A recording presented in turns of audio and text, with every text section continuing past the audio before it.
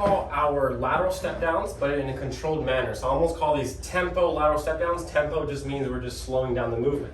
So this way this works is I want you to get an elevated surface anywhere that's like 6 to 10 inches, okay? You don't want it to be too high because that's gonna be a little bit too hard, but you also don't want it too low because you're not gonna have enough room to actually move through your hip and your knee, okay? So this is about 8 inches, which is a good starting point. So on this exercise, I want you starting out with upper body support, okay? So the way this looks like is you're gonna have your leg, your foot on the very edge of the surface. So this is the working leg. You're gonna have a handheld support, whether it's a door frame, a pole, whatever it is, okay? But I want you using upper body support initially, okay? From this position, what we're gonna do is, I want you to think about having the leg that's floating in the air. I want you to think about having your toes up, okay? Not toes down, toes up.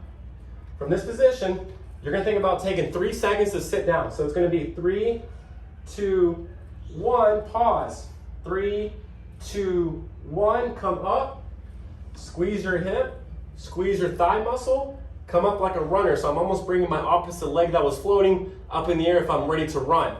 Again, I bring my toes up, I sit down, 3, 2, 1, pause. 3, 2, 1, drive up, squeeze the hip, squeeze the thigh.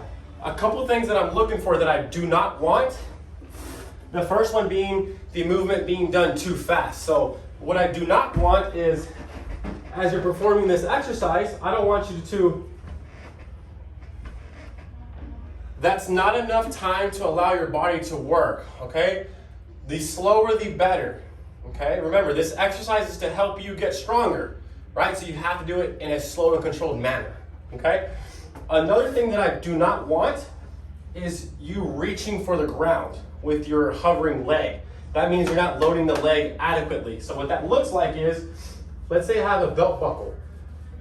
As you see me do the movement correctly, my hips stay level, okay? So what it looks like correctly again, right? If you look at my hips, they're level. What I don't want is you reaching for the ground. So I don't want you reaching.